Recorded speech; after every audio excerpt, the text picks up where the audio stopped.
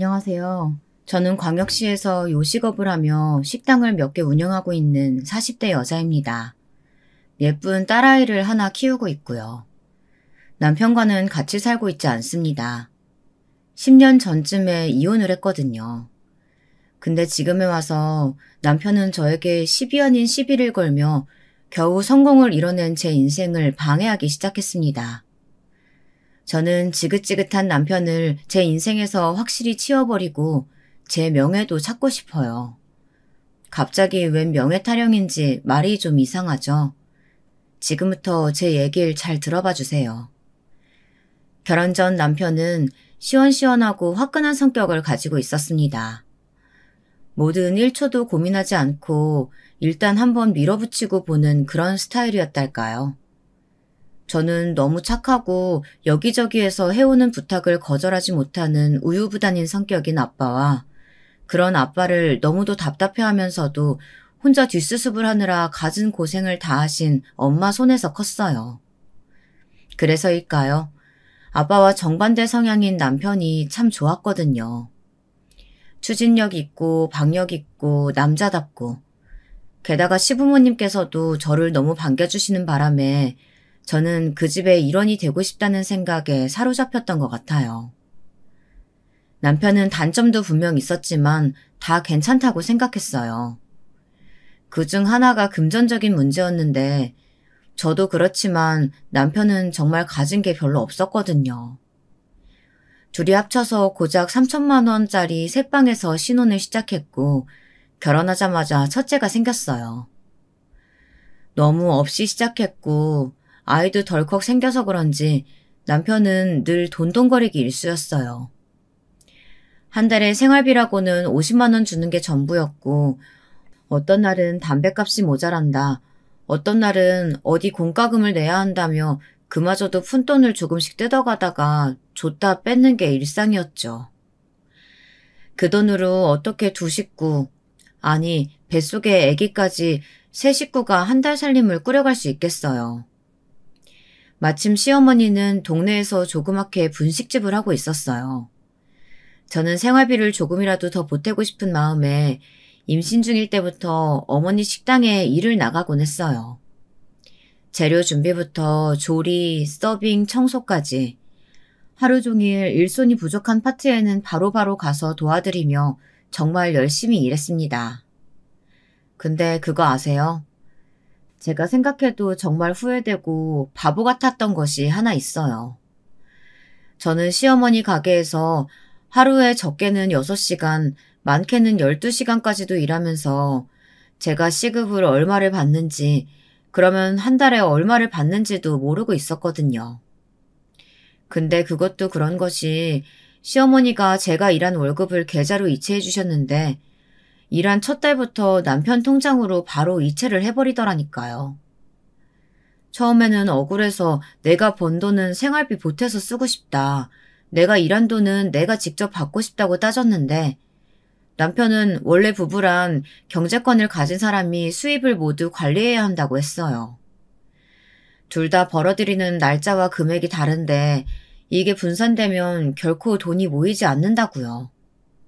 자기가 책임지고 적금도 들고 해서 목돈으로 불리도록 관리할 터이니 본인에게 모든 수입이 들어오고 계획을 세워서 저에게 일정 금액을 생활비로 주는 게 맞다고요.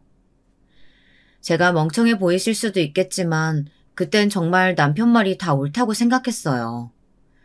저라면 대체 한 달에 생활비를 얼마나 써야 할지, 적금은 또 얼마나 들어야 할지 아무것도 혼자 딱딱 결정하기가 힘들었을 것 같은데 남편은 마치 머릿속에 커다란 계산기가 들어앉은 것처럼 빠르게 셈을 따져보고 바로 실행해버리는 편이었으니까요. 생활비가 너무 쪼달릴 땐 내심 적금에 들어가는 돈이 좀 과한 것 같다는 생각이 들기도 했었는데 어쨌거나 생활비로 쓰면 이래저래 다 나가버리고 말 돈 조금이라도 졸라매서 저축하는 게 나쁠 건 없잖아요. 얼른 우리 세 식구 좋은 집으로 이사가면 좋겠다는 생각에 알았다고 해버렸죠. 그렇게 저는 시어머니 가게에 나가 돈 벌고 살림하던 중 아이를 낳았고 산후조리를 하는 동안에는 일을 나가지 못했어요. 그러자 남편은 은근히 저에게 다시 가게에 나가길 눈치를 주더라고요. 시어머니 역시 마찬가지였어요. 제가 집에 있는 걸 어찌나 눈꼴시려 하시던지 무슨 핑계를 대서라도 저를 가게에 나오게 하시더라니까요. 여러분, 혹시 출산 경험이 있는 분이 계시다면 크게 공감하실 겁니다. 갓 태어난 아기들이 어디 그냥 혼자 먹고 자고 한답니까? 어떻게든 어르고 달래서 먹이고 낮잠 재워놓으면 그렇게 귀신같이 기가 막히게 알고 시어머니가 전화를 걸더라고요. 저는 우리 집 어딘가에 CCTV라도 달린 줄 알았어요. 얘, 너 뭐하고 있니? 조용한 거 보니까 우리 손자 자나 보네. 심심하면 가게나 나와라. 제가 어머니 방금 애 재웠는데 라고 우물쭈물 대답하면 전화벨이 시끄러운데도 안 깨냐? 아니 자고 있으면 더 잘 됐구먼. 포대기에 싸서 업고 나와. 애를 너무 그렇게 집에만 꽁꽁 싸매고 있으면 못 쓴다. 그렇게 제가 쉬는 꼴을 못 보시더라고요.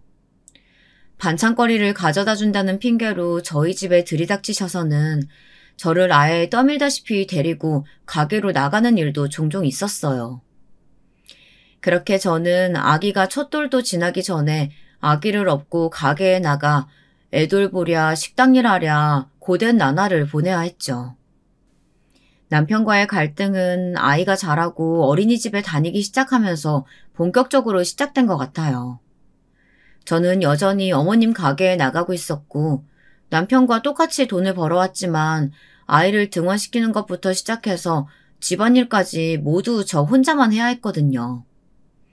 저도 사람인지라 그 즈음에는 정말 지친 나머지 어떤 날엔 참을 수 없이 모든 일이 신경질 나고 또 어떤 날엔 아무것도 할 수 없이 무기력해지는 것이 반복되었어요. 그러던 중에 저는 큰 사고를 겪고 말았어요. 식당에서 쓸 재료가 떨어져서 급히 시장에 종종걸음으로 다녀오다가 갑자기 머리가 핑 돌면서 눈앞이 깜깜해지더니 그대로 뒤로 넘어가 버린 거예요. 눈을 떠보니 뒤통수가 깨졌는지 머리에는 커다란 붕대를 감고 어디 대학병원 응급실에 링거를 맞고 있더라고요. 그냥 더위 좀 먹어서 쓰러진 건 줄 알았더니 의사 선생님이 하는 말이 큰 병이 의심된다. 검사를 좀 더 해봐야 한다는 거예요. 그렇게 저는 생전 처음으로 병원에서 여러 가지 검사를 받았고 청천벽력 같은 소리를 듣고야 말았습니다. 제가 암에 걸렸다는 거예요. 유방암이요. 짜증이 났다가 기운이 없다가 정신이 오락가락했던 게 그저 피곤해서인 줄 알았는데 그것도 병의 한 증상일 수도 있다고 하더라고요. 아무튼 그렇게 저는 큰 수술을 받아야 했고 그 길로 입원을 하게 되었어요. 입원한 지 사나흘쯤 됐을까? 남편이 퇴근하고 제가 입원한 병원에 들렀는데 그 시원시원한 성격의 사람이 글쎄 쉽게 입을 열지 못하고 한참을 머뭇머뭇하는 거예요. 그러더니 정말 저에겐 절대 믿을 수 없는 어쩌면 제 목숨줄이 위태로워질 수도 있는 이야기를 쉽게도 꺼내기 시작했어요. 그 수술이 언제랬지? 내일 모레라고 했나? 원무과에서 입원비랑 수술비 정산하라고 연락받았는데 그게 참 큰일이네. 생각보다 액수가 꽤 크더라고. 왜냐면 내가 수술비를 낼 돈이 없어. 이게 무슨 귀신 신하라 까먹는 소리예요. 저는 처음에는 제 수술비를 내려면 적금을 깨야 하는데 그러면 그건 손해고 당장 수술비를 낼 금액이 없다는 걸로 이해했어요. 그래서 조금 서운할 뻔하기도 했죠. 근데 그게 아니었어요. 진짜로 돈이 한 푼도 없다는 거예요. 듣는 분들도 정말 어이가 없지 않으세요?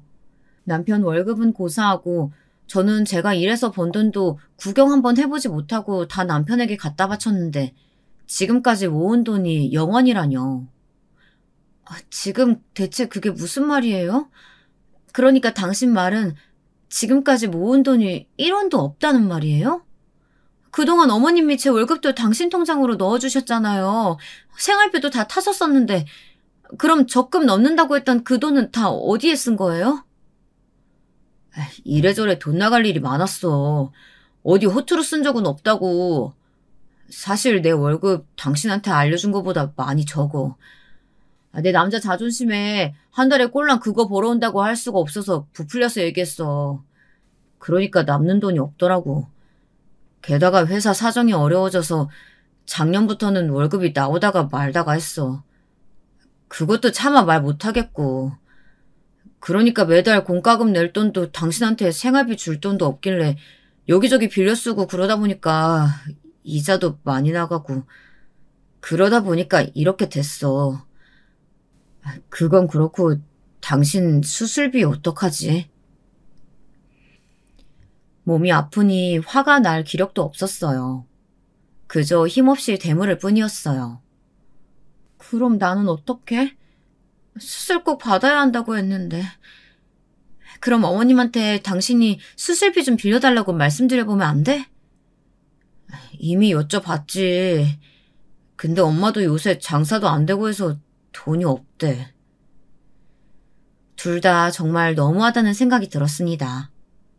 그런데 그 순간 갑자기 병원 문을 열고 헐레벌떡 저희 친정엄마가 들어오시는 것 아니겠어요? 괜히 걱정하실까봐 병원에 입원했다는 말도 안 드렸는데 어떻게 아셨는지 놀라서 막 뛰어오셨더라고요. 이게 무슨 일이야? 갑자기 쓰러지길 왜 쓰러져? 괜찮다니? 아이고, 머리에 이 붕대가 뭐야? 어디가 아픈 거래? 큰 병은 아니지? 진정하세요, 장모님. 큰 병은 아니래요. 수술하면 낫는다고 이번 주에 수술하기로 했어요. 웃기지도 않더라고요. 돈도 없다는 사람이 이번 주에 수술한다는 소리를 대체 왜 한대요?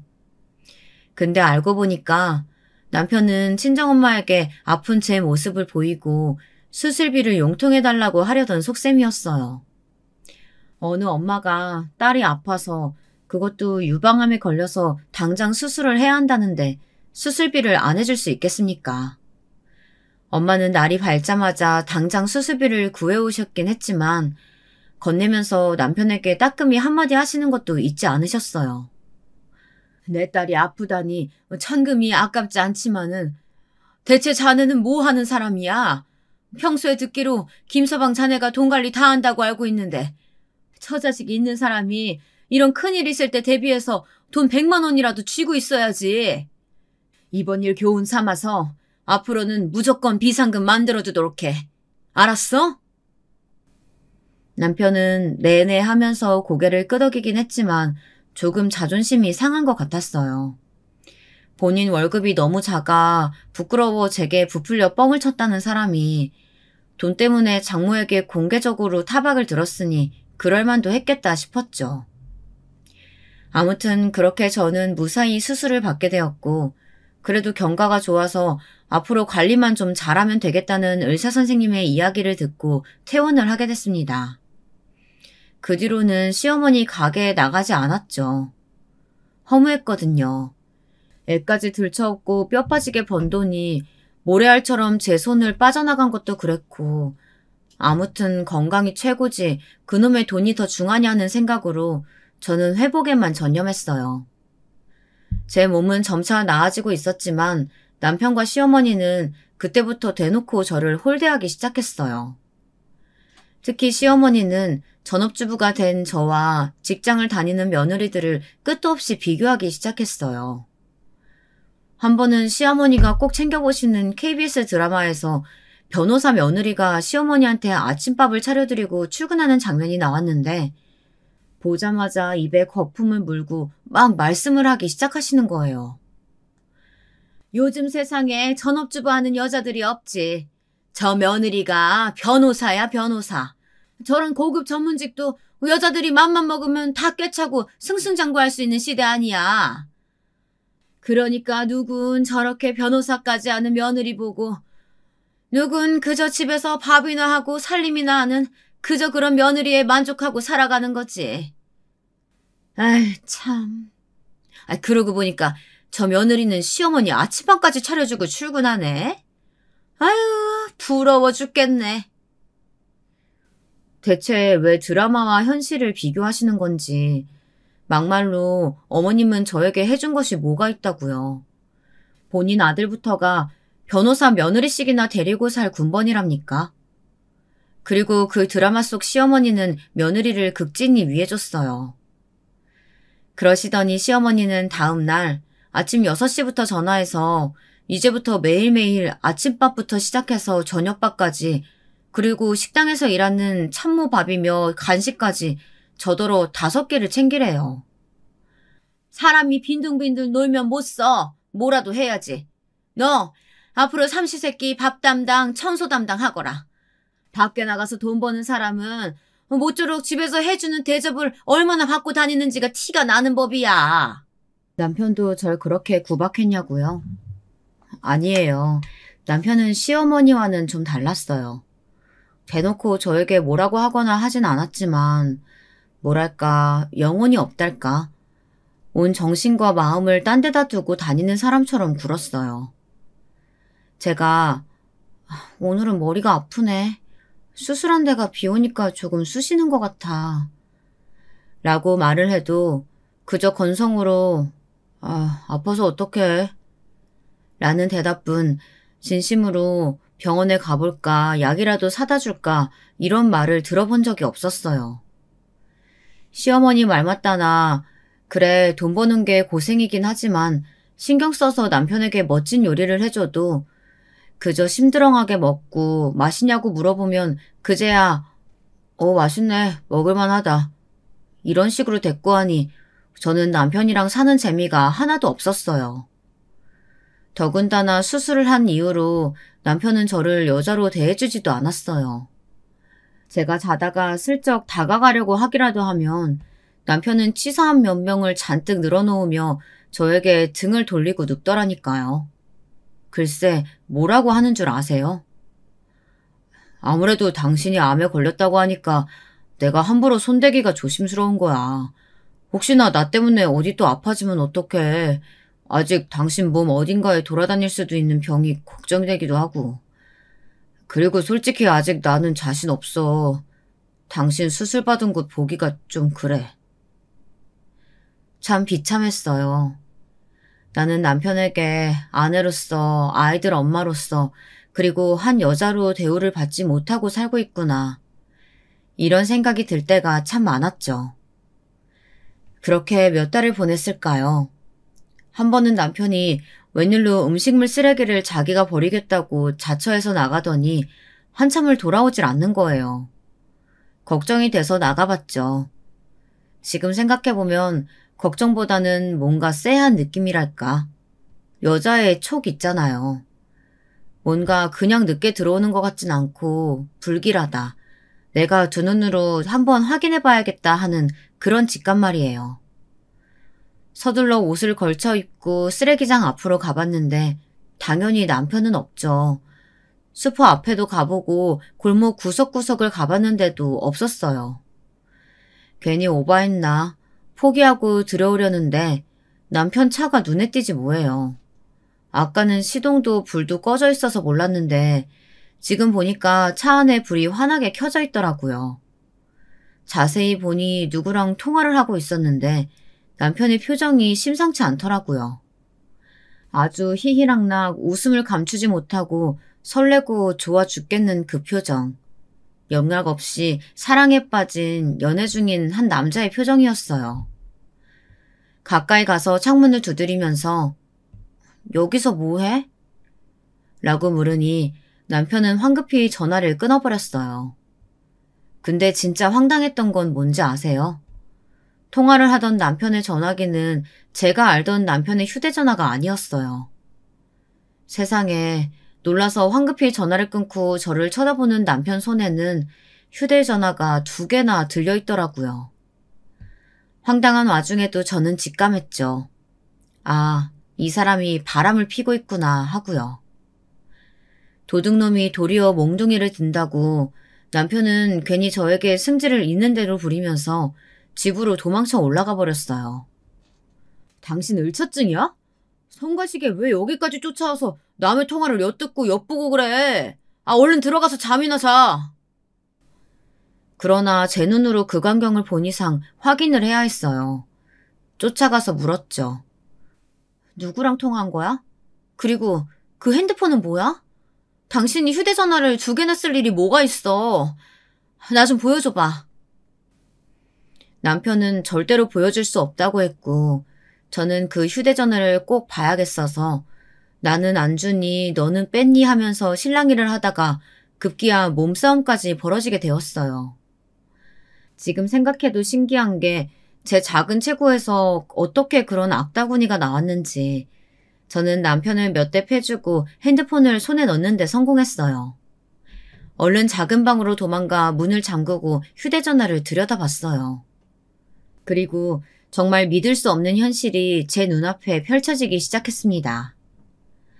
며칠 전 남편이 느닷없이 어디서 팔뚝에 조그맣게 문신을 하고 온 적이 있거든요. 텔레비전에 연예인들이 막 문신에 스티커 같은 걸 붙이고 나오잖아요. 그런 것만 봐도 눈살을 찌푸리면서 이해가 안 간다. 저렇게 가릴 거 뭐하러 문신 같은 걸 하냐고 이해도 못하던 사람인데 무슨 바람이 불었나 했더니 글쎄 그 문신이 커플 문신인 거 있죠. 웬 여자랑 남사스러운 부위에 똑같은 문신을 하고 찍은 사진이 그 휴대폰에서 발견된 거예요. 남편에게 불륜녀가 있는 건 정말 확실했어요.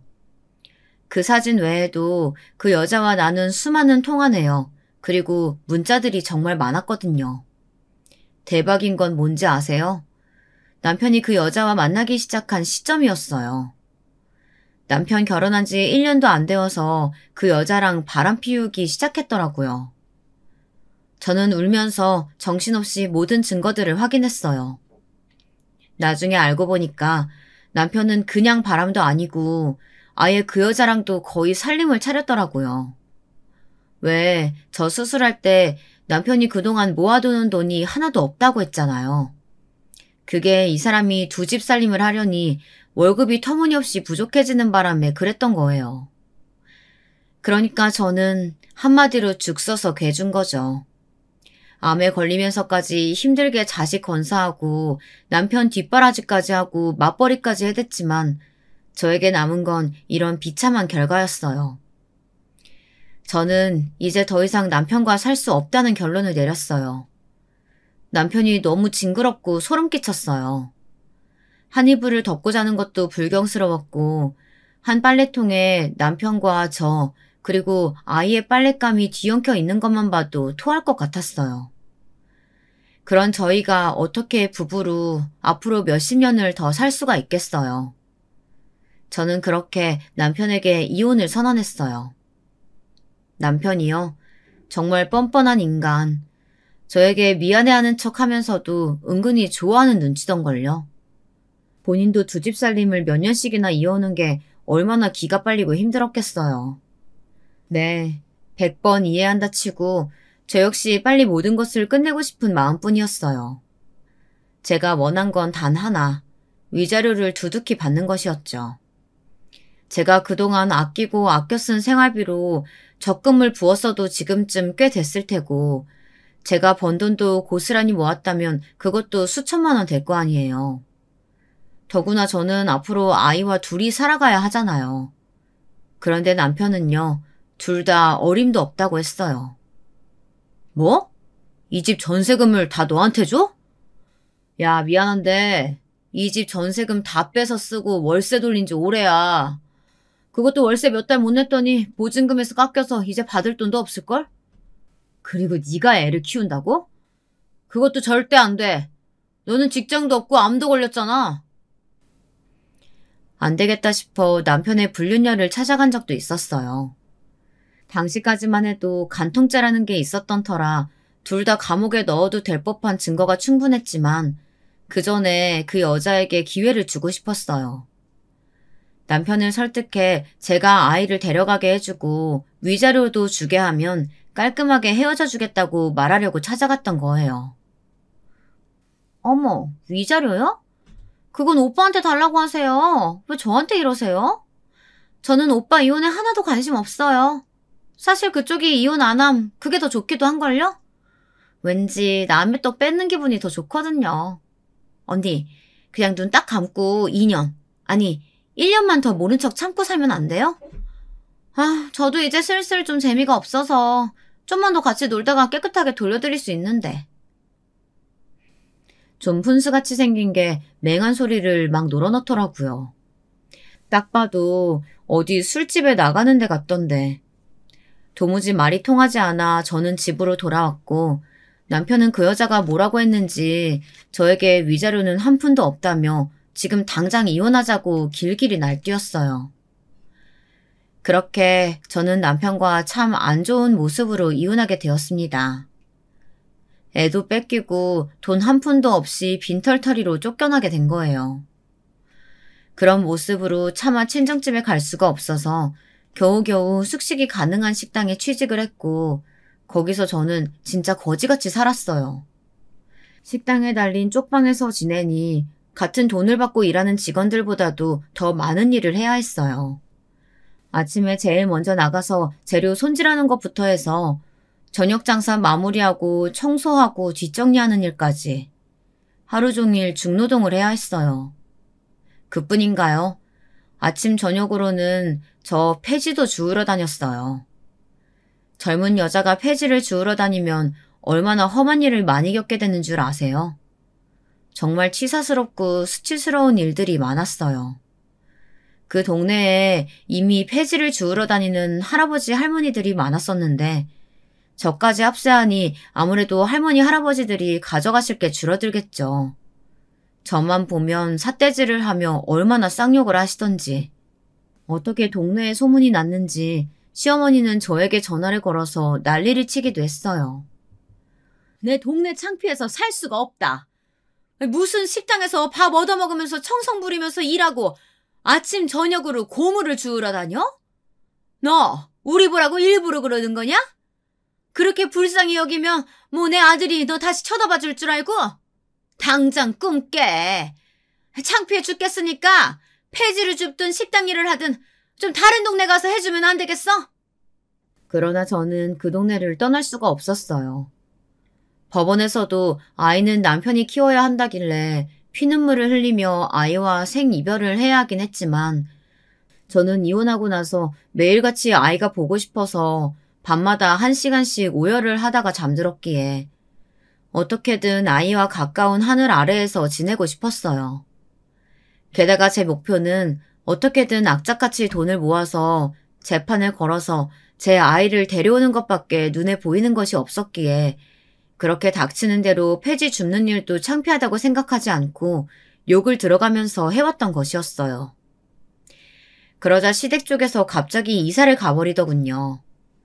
그나마 먼 발치에서라도 가끔 아이를 지켜보는 게 제 유일한 낙이자 삶의 이유였는데 제가 수소문할 겨를도 없이 어디론가 이사를 가버렸어요.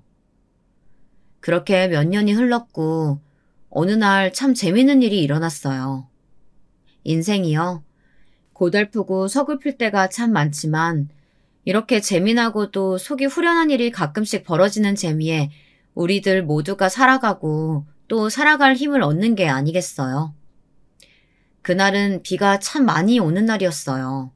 저희 친정엄마가 은행에 볼 일이 있어서 집을 나섰는데 비가 어찌나 억수로 쏟아지던지 생전 안 타던 택시를 타고 가야겠다 하는 생각이 드시더래요.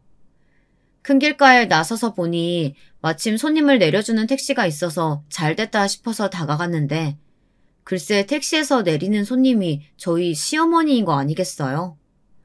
뜻하지도 않게 아는 얼굴을 만나 놀란 엄마에게 시어머니가 말을 걸었다고 해요. 어머, 이게 누구셔? 이 동네 여전히 사시는구나?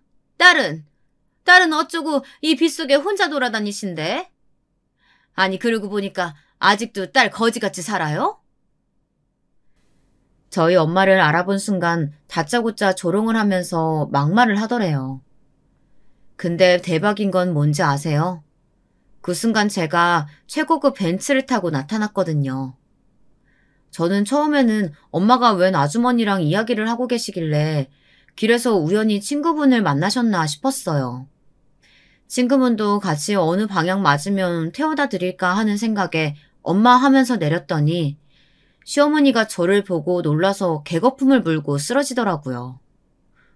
시어머니를 알아보고 저도 처음에는 크게 놀랐어요. 그렇지만 이런 성공한 제 모습을 이런 우연한 기회에 보여드리게 되어 뿌듯한 점도 있었어요. 그렇게 저에게 밖에서 돈 벌어오길 바라시던 양반이 제가 이렇게 큰 돈을 버는 사람이 되었다는 걸 알면 얼마나 속쓰려할까 싶은 생각을 몇 번 한 적이 있었거든요. 어머니, 그동안 잘 지내셨어요? 저 보고 많이 놀라셨나 봐요. 근데 듣자 하니까 여전히 말을 좀 신중하지 못하게 하시네요. 방금 딸은 아직도 거지같이 사냐고 하셨어요? 저희 엄마더러 그런 건 대체 왜 물으시는 거예요? 저 거지처럼 안 살아요, 어머니. 보면 아시겠지만 남부럽지 않게 떵떵거리고 산답니다. 길 가는 사람들한테 한번 물어보세요. 여기서 제일 거짓골하고 있는 건 어머니 같네요. 아니, 네가 어떻게... 분명히 어디 뭐 식당에 얹혀 산다고 내가 몇 년 전까지 소문 들었는데. 아직도 못돼 먹은 성질은 여전한지 시어머니는 제가 아직도 지질이 못 살기를 꼭 바라는 사람처럼 말을 하는 거 있죠. 저는 방긋 웃으면서 말했어요. 저라고 새 출발하지 못하라는 법 있나요? 마침 잘 됐네요. 이제 슬슬 아이 거치 문제도 상의할 겸 연락드리려고 했는데. 제 명함이에요. 한번 놀러오세요. 네가 여기 사장이라고? 말도 안 돼. 그때 이혼할 때 분명 한 푼도 없었는데. 오라, 알겠다. 너 우리 아들이랑 살 때 몰래 생활비 빼돌려서 몰래 딴 주머니 창게로구나. 그렇게 모두를 깜찍하게 속이고 이제 눈앞에 시댁이 안 보이니까 이렇게 커다란 가게 차리고서 떵떵거리고 살고 있었어. 참 기가 막혀서 말이 안 나오더라고요. 그럴 리가요. 제가 일해서 번 돈까지 알뜰히 본인 아들 통장으로 계좌 이체해 주셨으면서 너무도 어처구니가 없었지만 거기서 대거리를 할 만한 가치조차 느끼지 않았기에 저는 상큼하게 저희 엄마만 쏙 모시고 그럼 연락 주세요, 어머니. 하고 인사를 드리고 저희는 멋지게 차를 타고 미끄러져 그 자리를 떠났답니다. 시어머니 말 맞다나 참 거지같이 살았던 제가 어떻게 부자가 되었는지 그 이야기를 이제부터 들려드릴게요. 이혼 직후 식당에 딸린 방에서 살게 되었다고 이야기했었죠. 근데 그게 어쩌면 오히려 저에게 큰 기회가 되었어요. 식당을 운영하는 일이 100이라면 100을 모두 빠삭하게 익힐 수 있었거든요. 식당 일을 하면서 저는 언제 손님이 제일 많이 들고 적게 드는지를 파악하게 되었고 무엇을 좋아하고 싫어하는지 대중적인 호불호를 알 수 있게 되었어요. 식재료는 어디서 구하는 게 제일 신선하고 저렴한지, 사람들은 밑반찬으로 뭘 내주면 거의 남기지 않는지 등을 알게 되었습니다. 사람들 응대하는 것도 점차 요령이 생기기 시작했어요. 손님 응대는 물론이고 제법 많은 인원의 직원들과도 큰 탈 없이 잘 지내는 탓에 점차 직원들 사이에서도 높은 자리까지 올라가게 되었어요. 그러면서 식당 일을 하지 않아도 되는 아침 저녁에는 지독히도 일을 하며 돈을 벌었습니다. 폐지 줍는 일은 이제 드리는 시간보다는 돈이 많이 되질 않아서 새벽에는 일찍 나가 녹즙 배달, 빈 건물 화장실 청소하기 등을 했고 저녁에는 대리기사나 전단지 돌리기까지 닥치는 대로 일을 했습니다. 그러니 제법 돈이 쏠쏠히 모이더군요.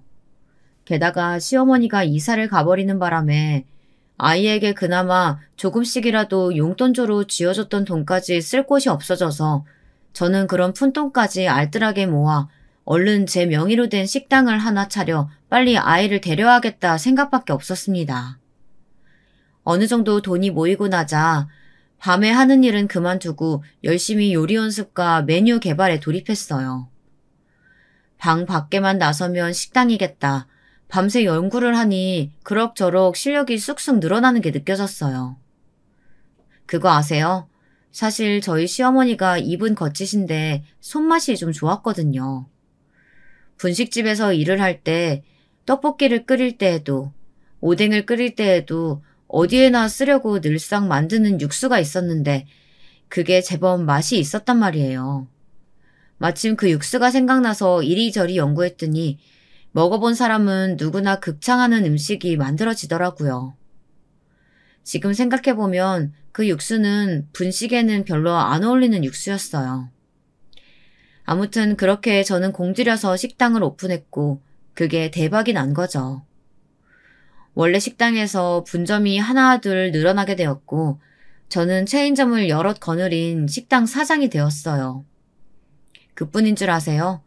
그 육수를 가지고 다른 메뉴들도 여러 개 개발했고 연속적으로 대박이 터지는 바람에 오늘날 큰 기업에 못지않게 매출을 올리는 업체 사장님이 되었어요.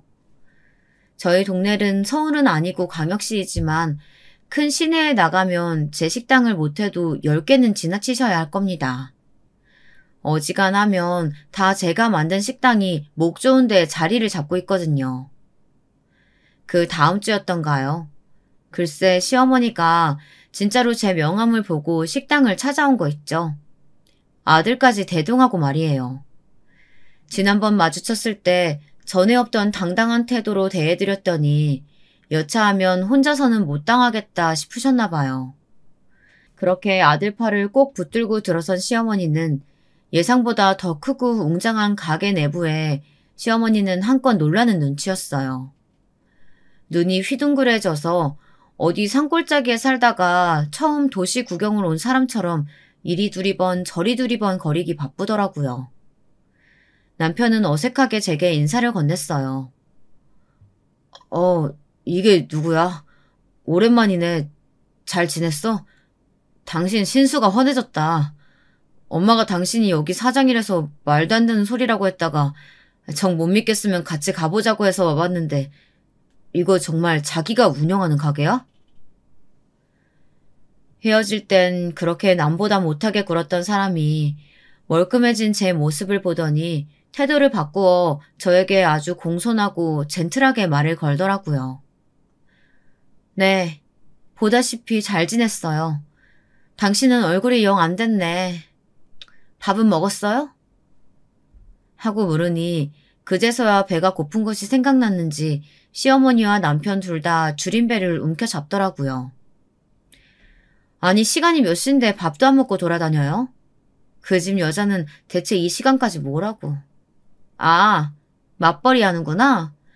어머님이 전에 그러셨잖아요. 여자도 자고로 돈을 벌어야 한다고. 변호사 자리라도 할 수 있는 세상인데 펑펑 놀면 못 쓰는 거라고. 근데 이 시간까지 가족들을 굶겨서 밖에 내돌리는 걸 보면은 아무래도 엄청난 직업 가진 세며느리 들이셨나 봐요. 근데 설마 아이까지 굶겨서 학교 보내거나 하시는 건 아니겠죠? 시어머니와 남편은 꿀먹은 벙어리처럼 애꿎은 밥상만 매만져가며 아무런 말이 없더라고요. 눈치를 보아하니 전에 만났던 그 불륜녀와 살림을 차렸던가 아니면 그보다도 더 못한 모질이와 살림을 차린 모양이던데 그러니 둘 다 행색이 꼬질꼬질하고 어디서 밥도 제대로 못 챙겨 먹은 차림새로 돌아다니는 거겠죠. 저는 선심을 쓰는 척 시어머니에게 저희 가게의 메인 음식을 하나 내드렸어요. 기왕 여기까지 오셨으니까 일단 식사 먼저 하세요. 여기 정식 특으로 2상 내어드려요. 귀한 손님들이니까 정성껏 차려서 대접해드려야 돼요. 네, 알겠습니다. 명심하겠습니다, 사장님. 종업원이 저에게 공수를 하고 90도로 공손히 절을 하고 제 말에 따라 남편과 시어머니에게 극진히 대접을 하기 시작하니 둘 다 몸둘 바를 몰라 하는 눈치였어요. 그렇게 음식들이 나오고 시어머니는 몇을 뜨더니 고개를 갸우뚱거리기 시작했어요. 음식에 독이라도 탔냐고요? 그럴 리가요.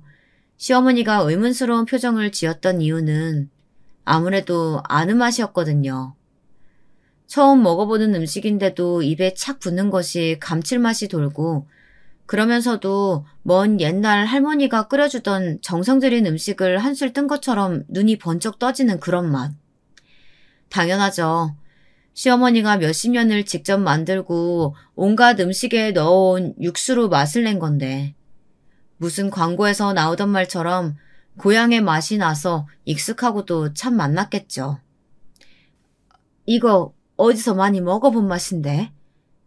이거 내 육수로 만든 거냐? 오라. 그러고 보니 네가 내 비법을 훔쳐가지고 이렇게 큰 식당 사장까지 된 모양이구나. 딴 주머니 찬 게 아니라고 그렇게 당당하게 나와가지고 내 무슨 큰 비밀이 숨겨져 있나 해서 와봤더니 그 결과가 이거였어. 태세전환이 참 빠르시죠. 저희 시어머니가 제 음식을 먹으면 단박에 이렇게 나올 줄 알고 있었어요. 그래서 준비한 말들을 꺼냈죠. 어머님, 그 육수가 비법 육수였어요? 저는 제가 시집 가자마자 하나하나 다 친절히 알려주시길래 그게 흔한 조리법 중 하나인 줄 알고 있었어요. 또 매일 저에게만 하루에 적게는 3번, 많게는 6번까지 끓이게끔 하시길래 그 육수는 저에게 오로지 전수해 주신 걸로만 받아들였는데요. 그런데 그걸 비법이라고 하시고 빼돌렸다고까지 하시다니 말이 너무 심하신데요? 그러자 남편이 나섰습니다. 엄마 말이 맞지. 나도 엄마가 이렇게 해준 음식 어렸을 때 많이 먹고 컸는데 친구들도 우리 집 오면 이런 음식 처음 먹어봤다고 다 맛있다고 했단 말이야. 그러니까 엄연히 이 식당이 잘 되는 데는 우리 엄마 공이 크지. 아, 그래요? 근데 이상하죠? 그렇담 어머니도 분명 같은 육수로 똑같이 음식 장사하셨는데 그건 그동안 왜 그렇게 장사가 안 됐을까요? 장사가 안 되니까 제가 하루에 12시간씩 가게에서 일을 해도 어머니는 저한테 쥐꼬리만큼의 월급만 주셨잖아요. 그뿐이었어요? 심지어 며느리인 제가 암에 걸렸을 때 수술비도 융통해주지 못할 만큼 장사가 안 된다고 하셨잖아요. 그건 대체 무슨 이유라고 할 수 있을까요? 그건 그렇게 말하면 안 되지. 장사가 잘 될 수도 있고 안 될 수도 있는 거지. 여하튼 명백히 자기는 우리 엄마 비법 훔쳤고 지금까지 이렇게 큰 가게 일어냈으니까 어느 정도 보상은 해줘야겠어. 이 가게 대체 얼마야? 엄마, 옆에 부동산 가서 우리 시세 좀 알아봐요. 멍청한 사람인 줄로만 알았더니 부동산 가서 남의 가게 시세까지 따져볼 줄 알고. 이 사람들이요. 이렇게 사람 등골을 빼먹는데 수같은 사람들입니다. 제가 어떻게 읽어낸 사업인데 번듯한 가게 모양만 보고 그동안 거지같이 살면서 했던 갖은 고생과 겪어야 했던 수모들을 모른 채 하고 자기들이 권리가 있다. 이 말만 계속해서 주장을 하더라니까요. 급기야 흥분한 시어머니는 저에게 달려들어 머리채를 잡으려고까지 했어요. 그러나 젊고 건장한 저희 직원들이 재빨리 달려들어 시어머니와 남편을 제압해버리는 탓에 오히려 그 둘은 몸만 축났고 돌아가게 되었죠. 알아볼 대로 알아본 것인지 시어머니와 남편은 저에게 내용 증명을 보내왔어요. 어디서 싸구려 변호사에게 자문을 받은 건지 허접하기 그지없는 내용이었죠. 요지는 제가 시어머니의 비법을 훔쳐서 식당을 차려 대박이 났으니 시어머니에게 무려 5억 원을 배상해야 한다는 내용이었어요. 생활비는 꼴랑 50만 원씩 줘놓고 배상은 5억을 해달라니. 이게 두둑놈의 심보가 아니면 뭐겠어요. 저는 콧방귀도 끼지 않았고 당연히 고소장조차 정식으로 접수가 되지 않았죠. 그러자 시어머니와 남편은 약이 바짝 오른 것 같았어요. 그러더니 큰일을 벌이고야 말았습니다. 어느 날 저희 직원이 헐레벌떡 들어와서 사장님, 큰일 났어요. 하고 숨이 넘어갈 듯 난리를 치는데 직원 손에 이끌려 나가보니 놀라운 광경이 눈앞에 펼쳐졌습니다. 글쎄, 저희 가게 앞 큰 대로변 건너편, 정확히 맞은편에 똑같은 음식점이 하나 생긴 거 아니겠어요? 외관도 아주 비슷하게 가게 이름도 토씨 하나만 바꿔서 기가 막히게 간판을 달아놓았더라고요. 크기는 또 어찌나 무식하게 큰지 무심코 지나치다가 보면 시어머니가 새로 차린 가게가 본관이고 저희 가게가 마치 그 가게의 별관인 것처럼 보일 수도 있겠더라니까요. 오픈식도 어찌나 막자지껄하게 하는지 어디서 옷을 입은 건지 벗은 건지 천조가리로 겨우 중요한 부분만 가린 여자들을 잔뜩 불러다가 세상 시끄럽게 노래를 부르고 춤을 추고 지나가던 할아버지 손을 이끌고 난리를 쳤어요. 그뿐인가요? 사람들 환심을 사려고 무슨 경품 추첨인지도 하고 제가 봤을 땐 제법 단가가 나가는 음식도 그냥 공짜로 막 줘버리더라고요. 제가 느끼기엔 시어머니와 남편은 그저 오기로다가 저를 골려주려는 속셈이 20%, 저렇게 저를 망하게 하려는 속셈이 또 30%, 그렇게 되면 제 가게 자리를 자기네들이 꿰차려는 심보가 50%였던 것 같았어요. 그런데 제가 해봐서 알지만요. 장사라는 게 그렇게 쉬운 일이 아니거든요. 예상대로 시끌벅적한 오픈식이 끝나자마자 남편 가게에는 파리가 날리기 시작했어요. 그도 그럴 것이 여기 동네 사람들 사이에서 그 집이 맛이 영 형편이 없다고 이미 소문이 날 대로 나버렸거든요. 그렇게 남편은 손님이 없어서 할 일도 없는지 파리채를 들고 가게 앞으로 나와서 파리를 때려잡으면서 동네 사람들 다 들으라는 듯 궁시렁거리는 일이 많아졌어요. 이 동네 사람들은 무슨 음식값 싸고 좋은 오픈 선물 턱턱 내줄 때는 환장하듯이 몰려들더니만 이렇게들 입을 싹 닦을 수가 있어? 에이, 영 인심도 그렇고 동네가 삭막하구만. 그러고 있노라면 동네 사람들이 지나다가 눈살을 찌푸리지 않을 수 있겠어요. 안 그래도 없던 손님마저 뚝 떨어져 버리고 말았죠. 시어머니는 시어머니 나름대로 고군분투를 하는 모양이었습니다. 자기 가게가 잘 안 될 것 같으니 이번에는 동네 사람들에게 제 흉을 보고 다니며 저를 깎아내리려고 무척 애를 쓰더라고요. 듣자하니 저 가게 사장님이 이 동네에서 그렇게 대단하다면서요? 여자 혼자서 으리으리한 가게를 몇 개씩이나 하고. 근데 그거 아세요? 저 사장님 제 전 며느리였다오. 글쎄, 제가 평생을 연구해온 비법을 훔쳐서는 동네에서 식당 하던 호랩이랑 눈 맞아서 이렇게 먼 타지로 도망와가지고 식당 차린 것이 대박난 거라니까요. 제가 독하디 독한 것이 돈에 눈이 멀어서 제 자식까지 떼놓고 집 나간 여자예요. 지금도 봐요. 그래도 정부치고 자식까지 낳고 한 식구로 살았던 제 남편이랑 시어머니가 이렇게 지척에서 살게 됐는데 눈길 한번 주지 않잖아요. 지독하기가 내 아는 사람 중에 최고라니까요. 이런 식으로 제가 웬 남자랑 바람이 나서 도망쳤다느니 애까지 버렸다느니 하는 헛소문을 내고 다녔어요. 다른 건 다 참겠는데 이런 헛소문을 내는 건 정말 못 참겠더라고요. 혹시나 아이가 이런 소문을 듣고 정말 제 엄마가 바람이 나서 자기를 버리고 나갔다고 생각하면 어쩌지, 이런 끔찍한 생각이 들었어요. 그래서 생각난 묘수가 그때 만났던 그 모자란 불륜녀를 꼬여내는 것이었어요. 불륜녀는 어떻게 남편에게 코가 깨었는지 남편과 재혼을 해서 여전히 같이 살고 있더라고요. 한번 불러내서 만났더니 뭐 그레이 절친한 사이라고 반색을 하면서 인사를 해봤어요. 어머 언니, 몰라보겠어요. 내가 알던 그때 그 본차 언니 맞죠? 세상에, 이렇게나 오목조목 예쁜 얼굴이었구나. 그때는 고생도 너무 많이 하고 속도 많이 끓여서 그런가 얼굴이 말이 아니었는데. 이렇게 낯선 동네 와서 다시 보니까 반갑고 그래요. 네, 잘 지냈어요? 근데 아가씨는 얼굴이 많이 상했어요. 어머님이 식당 일 많이 시키시죠? 일은 할만해요? 아, 참. 안 그래도 그 식당 때문에 화딱지 나서 못 살겠다니까요. 아니, 어머님 진짜 정신이 좀 어떻게 되신 것 같아요. 저를 얼마나 못 부려먹어서 안달인지. 손님 끌어온답시고 동네 아저씨들 데리고 가서 죽치고 앉아서 막 술이나 마구 먹어버리는 게 차라리 낫다니까요. 그게 오빠 눈치는 보여도 마음도 편하고 그때야 술이나 실컷 먹지. 안 그러면 자꾸 저한테 뭐 비법 육수? 뭐 그딴 걸 끓이라고 하질 않나. 직원들 밥을 해대라고 하질 않나. 요리조리 도망치느라고 죽겠다니까요. 사실은 제가 남편과 시어머니가 이사를 오고 나서 아이를 너무 보고 싶은 마음에 한달음에 달려가 먼발치에서 눈물을 뚝뚝 흘리면서 아이를 몰래 바라보다 돌아온 적이 있었는데요.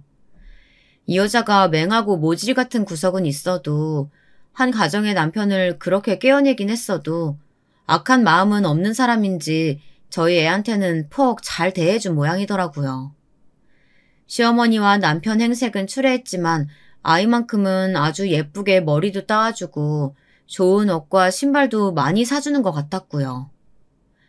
무엇보다 아이가 티 없이 맑게 환하게 웃으면서 그 여자에게 이모하며 달려들고 그 여자도 아이를 꼭 안아주는 모습이 영락없는 사이좋은 한 자매 같아 보이기도 했어요.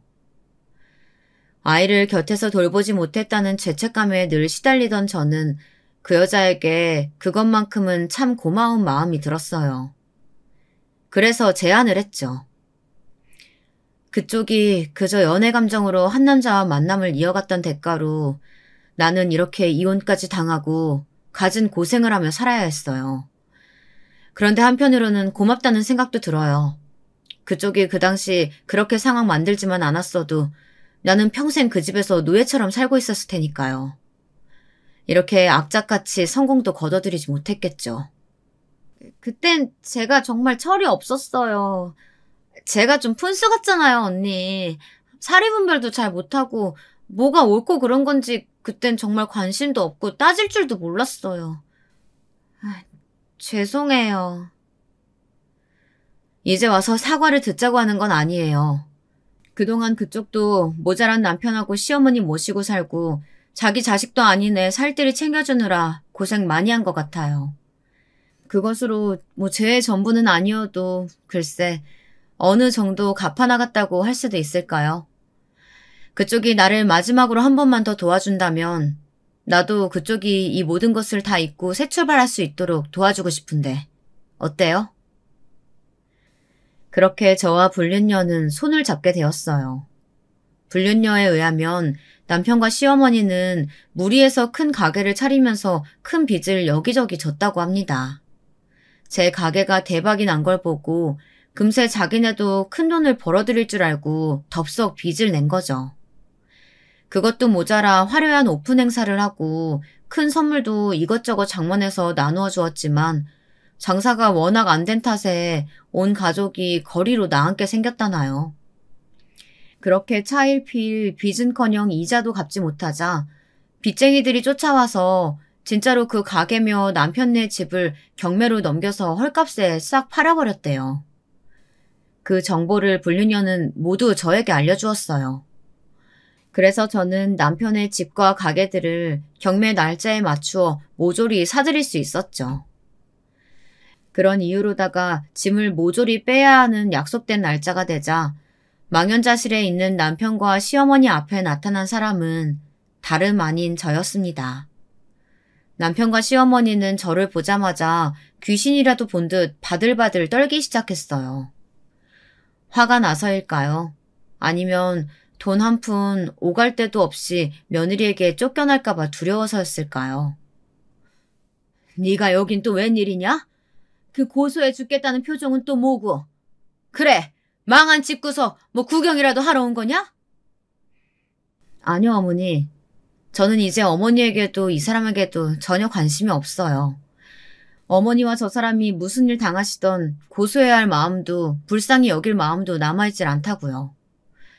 그저 저는 집주인으로서 이전에 살던 사람들의 짐이 잘 빠져나갔는지 집 상태는 어떤지 확인하러 온 것뿐이에요.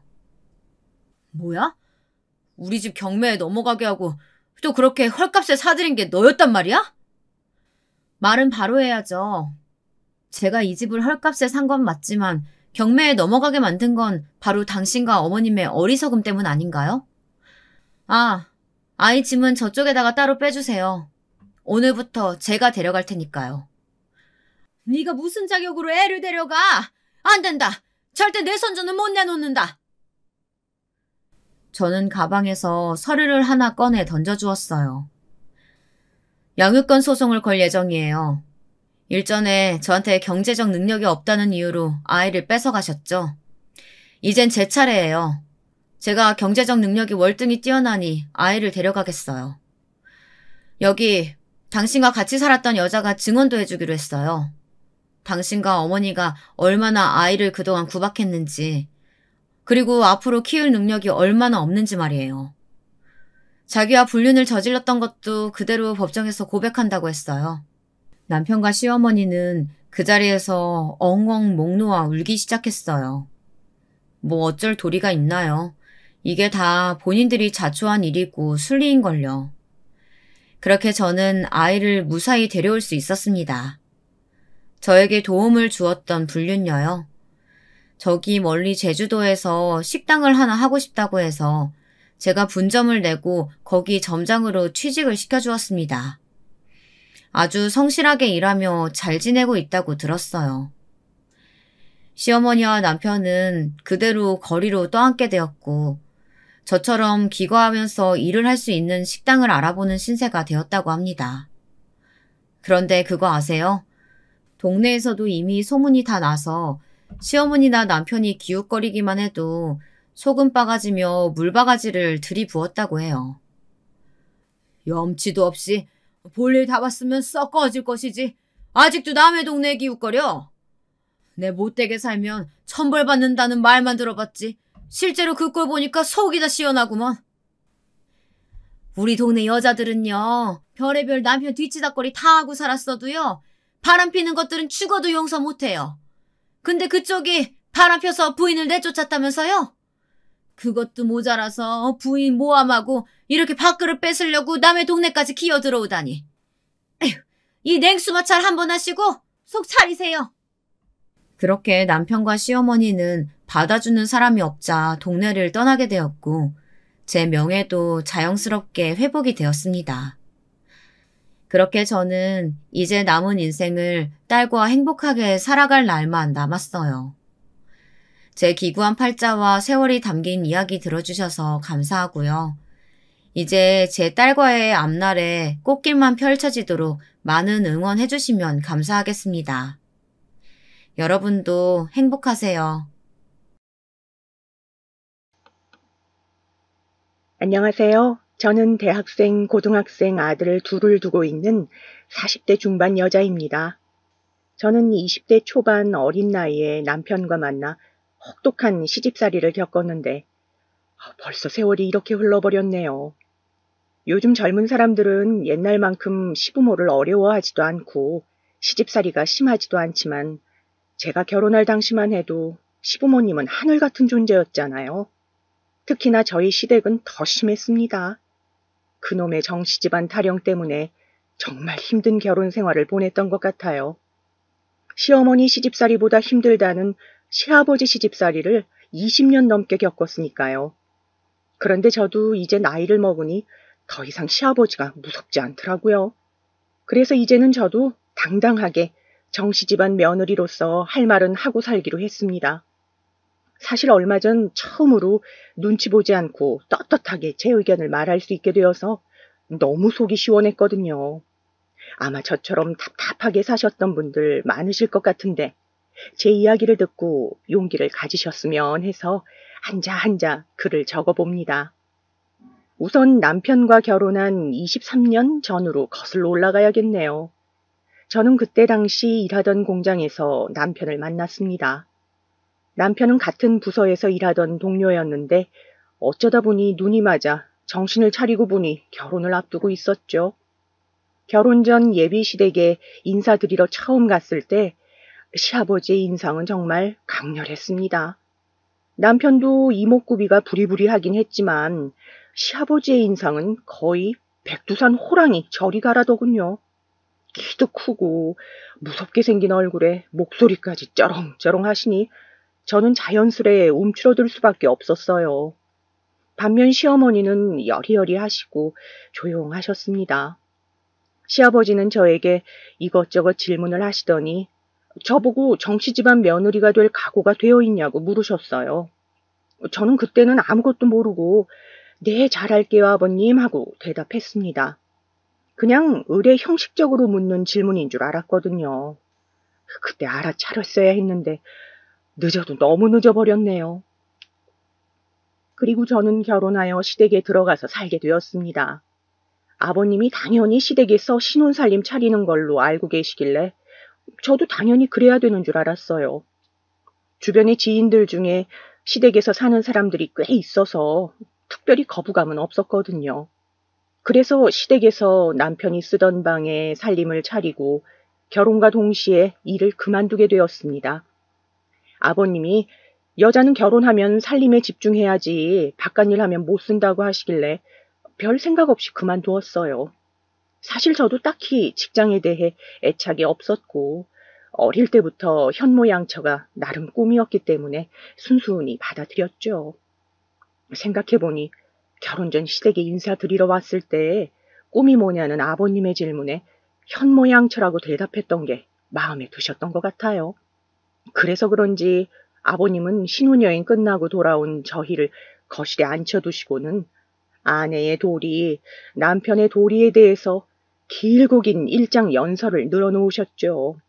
그 중에서도 이제 새 식구가 된 저에게 정씨 집안 며느리로서의 마음가짐과 행동거지에 대해서 귀에 피가 날 정도로 이야기를 하셨습니다. 그때 하셨던 말씀이 아직도 기억이 나네요. 너는 이제 김씨 집안 둘째 딸이 아니라 정씨 집안 며느리니라. 정씨 집안에 시집 왔으면 뼛속까지 정씨 집안 사람이 되어야 한다. 너는 죽어서도 정씨 집안 귀신이 될 것이야. 아버님은 근엄한 표정으로 이렇게 말씀하셨어요. 저는 그만큼 저를 이 집 식구로서 인정해준다는 말이라고 생각하여 아버님께 명심하겠다고 대답했습니다. 이제는 20년 넘게 엄마 딸로서 철없게 살아온 제 모습을 벗어버리고 한 남자의 아내로서 한 가정의 며느리로서 성숙한 사람이 되어야겠다고 생각했습니다. 하지만 막상 결혼 생활을 시작하고 보니 그게 생각보다 쉬운 게 아니더군요. 저는 최대한 잘한다고 하는데도 아버님이 원하시는 기준이 너무 높아서 맞추기가 힘들었습니다. 그저 집안일 열심히 하고 남편 내조 잘하고 시부모님께 공손히만 하면 되는 줄 알았는데 그게 다가 아니었어요. 무엇보다도 까다로운 건 아버님의 입맛이었습니다. 아버님은 입맛이 고급이라 항상 상에 고기가 있어야지만 밥을 드셨고 똑같은 반찬을 2번 이상 상에 올리는 것을 극도로 싫어하셨습니다. 저는 세상에 그렇게 다양한 고기 요리가 있다는 것을 시집가서 처음 알았어요. 저는 어머님을 도와 매일매일 새로운 요리와 반찬들을 해내느라 정신이 없었습니다. 고기 외에도 아버님이 자주 찾으시는 간장게장은 꼭 알이 꽉 찬 암캐로만 준비해야 했고, 갈치는 무조건 제주갈치, 전복이나 해산물 종류는 무조건 씨알 굵은 걸로만 찾으셨어요. 제철이 아니라서 구할 수 없는 경우에는 어떻게 해서든 비슷한 거라도 구해와야 했죠. 그래서 요리하는 시간보다 어머님과 재료를 구하러 돌아다니는 일이 더 힘들었습니다. 게다가 입맛은 어찌나 까다로우신지 아버님 입맛에 딱 맞게 간을 맞추는 것도 여간 어려운 게 아니더라고요. 어느 날은 한우갈비를 사다가 갈비찜을 했는데 아버님이 갈비를 한 점 입으로 뜯더니 젓가락을 탁 하고 내려놓으시더라고요. 그러더니 인상을 팍 쓰고 어머님께 이렇게 말씀하셨습니다. 당신 도대체 며느리를 어떻게 가르치는 거야? 이걸 지금 먹으라고 만든 거야? 상에 올리기 전에 당신이 간 안 봤어?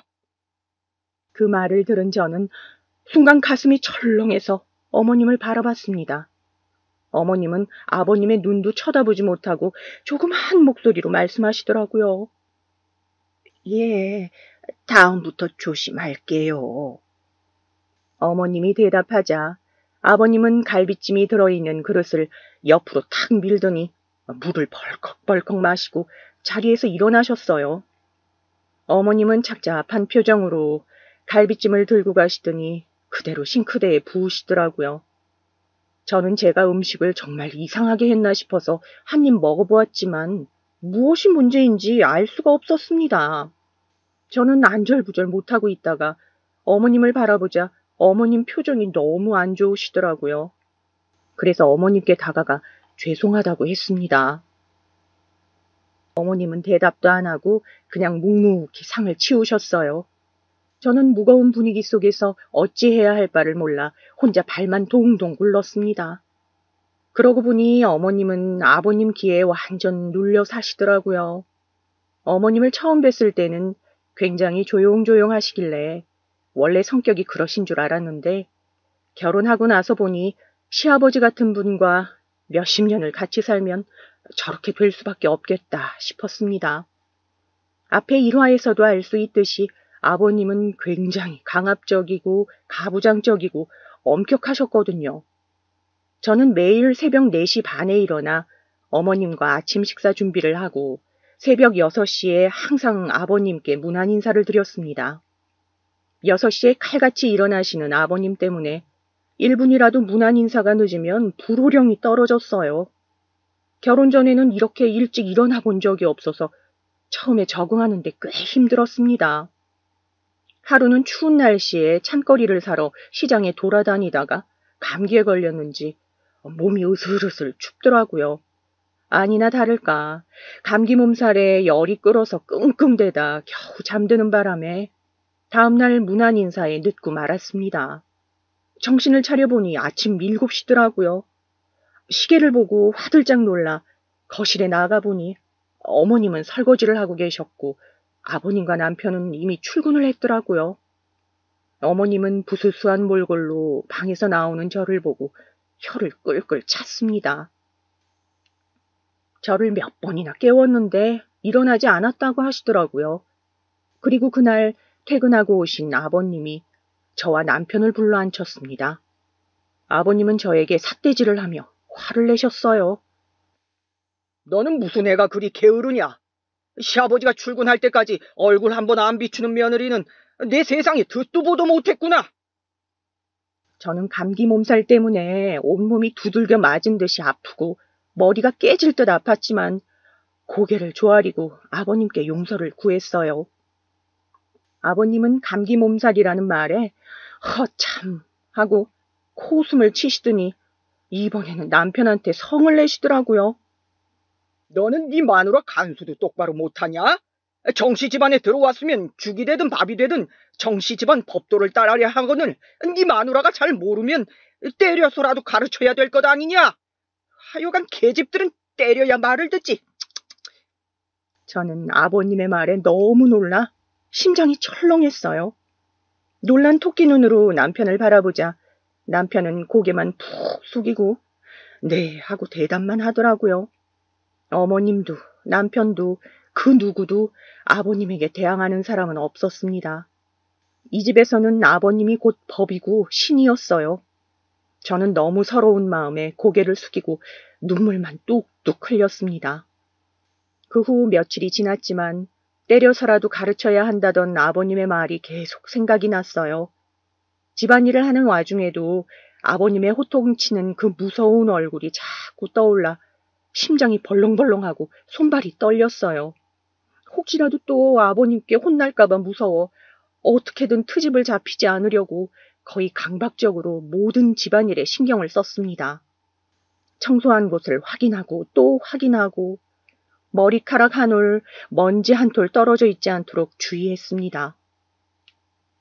아버님 옷은 자로 재가면서까지 최대한 완벽하게 각을 잡아 다리려고 노력했고 아버님이 자주 드시는 간식이나 과일이 혹시나 떨어지지는 않을까 매일 종류별로 사다가 채워놓았습니다. 그리고 아침에 또 늦게 일어날까봐 항상 긴장하면서 잠이 들다 보니 잠을 깊게 자지 못해 매일 눈이 충혈되고 머리가 아팠어요. 결혼하자마자 이런 생활이 반복되다 보니 친정 부모님이 너무 보고 싶더라고요. 결혼하고 한 번도 못 뵀는데 명절 때는 뵐 수 있다는 생각에 명절날만 기다리고 또 기다렸습니다. 그리고 결혼 후 처음 맞이하는 명절이 되었어요. 저는 며칠 전부터 어머님과 정성껏 제사상을 준비했습니다. 그리고 명절 당일 제사가 끝나고 점심까지 먹은 후 친정에 가기 위해 짐을 쌌습니다. 친정이 좀 멀어서 갔다 오려면 한 보따리 싸가지고 가야 했거든요.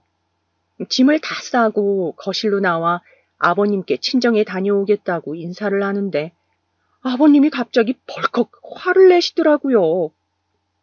가기는 어딜 가냐? 너는 정씨 집안 사람인 거 잊었느냐?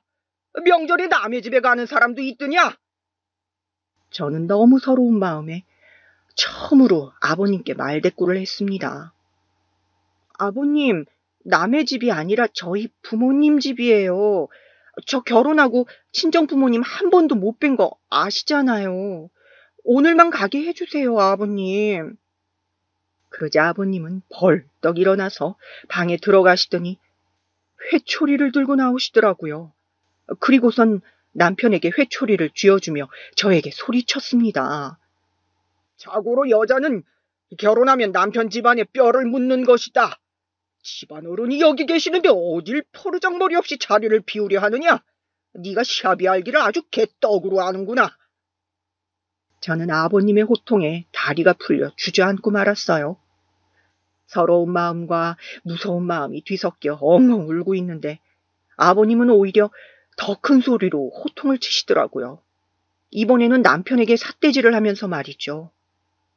너 이 자식 내가 때려서라도 가르치라고 했냐 안 했냐? 어딜 감히 어른 앞에서 경망스럽게 소리내어 우느냐? 너 그 회초리로 네 마누라 버릇 단단히 고치지 않으면 둘 다 내쫓을 줄 알아라. 그리고선 아버님은 저에게 종아리를 거두라며 소리치셨어요. 저는 남편이 말려주길 바랬지만 남편도 아버님이 무서운지 회초리를 들고 불안한 얼굴로 눈알만 굴리고 있더라고요. 아버님이 빨리 안 하냐 하고 한 번 더 호통을 치자 남편이 저에게 미안하다는 표정을 지으며 눈짓을 보내더라고요. 저는 여기서 빠져나갈 길이 없겠구나 하고 어쩔 수 없이 종아리를 걷었습니다. 그리고 남편은 떨리는 손으로 회초리를 들고선 아버님 말씀대로 제 종아리를 후려쳤죠. 저는 너무 아파 뼛속부터 통증이 퍼져나왔지만 이를 꽉 깨물고 참았습니다. 제가 여기서 참지 못하면 이 고통이 끝나지 않을 것 같았거든요. 그리고 저는 한참의 매질 끝에 아버님의 그만해도 된다는 허락을 받고서야 자리에서 일어날 수 있었습니다. 어느새 제 종아리도 남편의 눈도 시뻘겋게 충혈이 되어 있더군요. 저는 넋을 잃어 더 이상 눈물도 나오지 않게 되었습니다. 그리고 그날 처음으로 이혼을 생각해보게 되었습니다. 폭군 같은 시아버지와 그걸 지켜보기만 하는 어머님과 남편 사이에서 견디기가 힘들었어요. 아버님만 안 계시면 남편과도 사이가 좋고 어머님도 특별히 저에게 못되게 굴지 않으셨지만 아버님만 계시면 각자 살아남기 바빴거든요. 이렇게 평생 살 바에는 차라리 이혼녀가 되는 게 낫겠다고 생각했습니다. 하지만 그런 생각도 잠시뿐 얼마 지나지 않아 제 뱃속에 아이가 생기고 말았습니다. 아이가 생긴 이상 이혼은 할 수가 없었죠. 아무리 그래도 소중한 아이에게 아빠를 잃게 할 수는 없었습니다. 저는 아이를 위해서라도 이 집안에서 독하게 살아남아야겠다고 다짐했습니다. 독하게 살아남아 아이가 초등학교에 들어가기 전 반드시 분가를 하기로 마음먹었어요. 그리고 남편에게도 이 생각을 전했습니다. 시부모님께 임신 사실을 알리자 어머님은 눈물을 흘리며 기뻐해 주셨지만 아버님은 무조건 아들이어야 한다며 으름장을 놓으셨어요. 사실 남편한테 남동생이 하나 있었지만 아버님 성격을 못 견디고 일찍 집을 나가 의절하고 사는 바람에 정씨 집안 대를 잇기 위해서는 제가 아들을 낳아야만 하는 상황이었거든요. 저는 뱃속의 아이가 아들임을 믿어 의심치 않았습니다. 태몽도 그렇고 발길질 하는 것만 봐도 씩씩한 아들이라는 게 마음으로 느껴졌어요. 그래서 임신 중에 계속해서 아버님이 저를 못살게 구셔도 꿋꿋이 참을 수 있었습니다. 그리고 그해 겨울 저는 떡두꺼비 같은 아들을 낳았습니다. 아버님은 겉으로는 내색 안 하려고 하셨지만 좋아하시는 게 티가 나더라고요. 아들을 낳고 나서 온몸에 뼈마디가 시리고 아팠지만 시댁에 살면서 산후조리란 건 생각도 못 해봤어요. 아이를 낳고 얼마 지나지 않아 다시 예전의 생활로 돌아가야 했죠. 거기에 아이까지 봐야 했으니 하루 중 쉴 시간은 단 1분도 없었습니다. 어머님이 아이 보는 것을 조금 도와주시긴 했지만 그래도 아이가 생기기 전과 비교할 수가 있나요? 아이를 낳아보신 분들이라면 애 키우는 게 얼마나 손이 많이 가는지 화장실 갈 시간도 없을 정도로 얼마나 눈을 못 떼고 지켜봐야 되는지 다들 아실 거예요. 하지만 아버님은 직접 애를 키워보신 적이 없으니 그런 저의 상황을 전혀 이해 못 하시더라고요. 집에서 왜 옷차림새가 흐트러져 있는지, 왜 부르면 제깍제깍 달려오지 못하는지, 집이 왜 자꾸 지저분해지는지 전혀 이해를 못 하셨죠. 처음에는 설명해 보려고 노력했지만 워낙에 남의 말은 귓등으로도 안 들으시는 분이라 진작에 포기하게 되더라고요.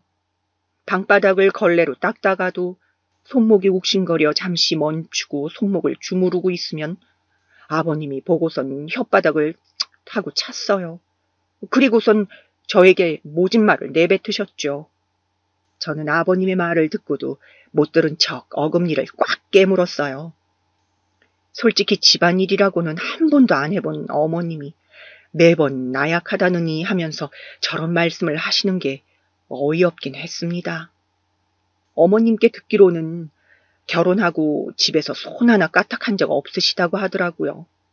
뭐든지 어머님이 해다 바치고 비위 맞춰주고 그렇게 사셨대요. 밖에서는 얼마나 힘들게 일하시는지 몰라도 집안일은 별거 아닌 걸로 무시하시는 게 기분이 정말 나빴습니다. 집안에서는 왕처럼 군림하시니 저랑 어머님이 하는 일들은 전부 다 하찮게 느껴지시나 봐요. 저는 아버님이 저런 말씀을 하실 때마다 예전에 남편을 시켜 저에게 회초리질을 하게 했던 그 일을 떠올리며 다시 마음을 다잡았습니다. 그리고 시간이 흘러 저는 연년생으로 둘째 아이를 낳았습니다. 둘째도 아들이었어요. 아마 아버님 성격에 딸을 낳았으면 한 소리 하셨을 거예요. 쓸모도 없는 계집애는 낳아서 어디다 쓰냐면서요. 그런데 아들이라고 예뻐하신 건 또 아니었어요. 애들이랑 놀아주는 법도 없었고 애들한테 말 한번 걸어주시지 않았죠. 아버님 인상이 워낙 강하고 무섭게 생기셨다 보니 애들도 할아버지한테 가까이 다가가려고 하질 않았어요. 게다가 평소에도 무뚝뚝한 말투에 화내는 모습만 보여주시기 때문에 애들이 보기에는 너무 무서운 어른이었던 거죠. 성인인 저도 아버님이 무서운데 애들은 오죽할까요?